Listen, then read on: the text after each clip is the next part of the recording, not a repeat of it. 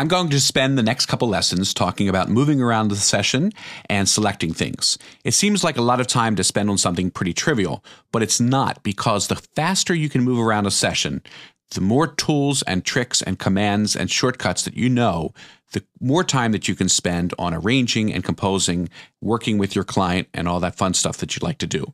So let's take it simple first. To select something, we simply use the selector tool, which we can get to by clicking here or by hitting F7 on our keyboard. Now I can click anywhere, and that will move the playhead. And you can tell where the playhead is by these blue arrows, which right now are combined together. Let me zoom in a little bit. Okay, now if I click here, the playhead will be there. Morning light, baby, I am alright. If I click right on my chorus, the playhead moves. Pretty simple. We can also select an area by dragging, and you'll notice that my blue arrows split, and I see the beginning and the end, and of course I can move that left and right to change my area. And the playhead will play that area, and if I have looping turned on, you can tell it's turned on here because of the loop signal, or I can choose loop playback, Shift-Command-L, hold down the right mouse and choose loop. All kinds of ways to choose loop. But if I choose loop, and let's just choose a little bit here. Here you are, here you are, here. Okay, I can move a whole selection, by the way, an equal amount by holding down my Option key and clicking on an arrow, and you'll notice the whole selection moves. The length stays the same, but the selection moves. I can also select any region, let's say this harmony part here, by double-clicking it.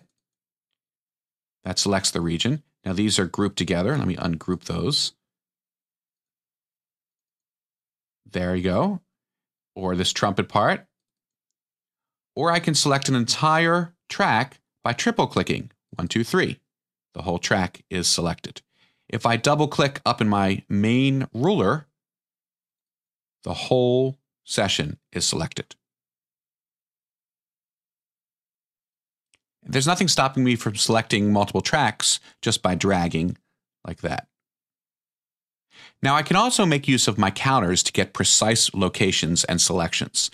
It's very easy to do that. Of course, I can click in my counter and type, or I can use my asterisk to move me up there. Let me move this out of the way. So asterisk, let's go to bar 20, beat 3. I'll hit the period to move to the next field. Hit return. I'm at bar 20, beat 3. If I want to move to a specific range, let's say 20 to bar 23, I hit the slash key, moves me to the next field. And I can even put it in a length. Let's say instead of 3 bars, I want 10 bars, and that will reset the endpoint. Now I'm going from bar 20 to bar 30, and you can see that reflected here in my session. I can also make a selection on the fly while I'm playing, and I do that using the down and up arrows. I'm going to start playing the song, and watch what happens when I hit my arrow keys. I believe in new beginnings. Down arrow. Now I'll go ahead and hit the up arrow. Up arrow. There you go. You can see a region has been selected. You'll notice that the selection was made on the fly. So that's really great while you're playing something and you're listening for a certain point and you want to move your playhead to that point, just hit your down arrow. And if you want to extend a selection, hit up arrow. I can move to the beginning of a selection using left and right arrow. Let me zoom in here a little bit. Okay, so my playhead right now, where is my playhead? Well, it's at the start of this region. If I want to move to the end, I can hit my right arrow. Now that's not moving the playhead, that's just centering the region in my focus here.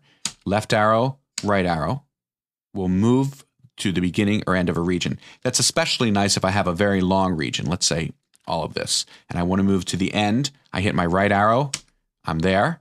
I hit my left arrow, and I'm there.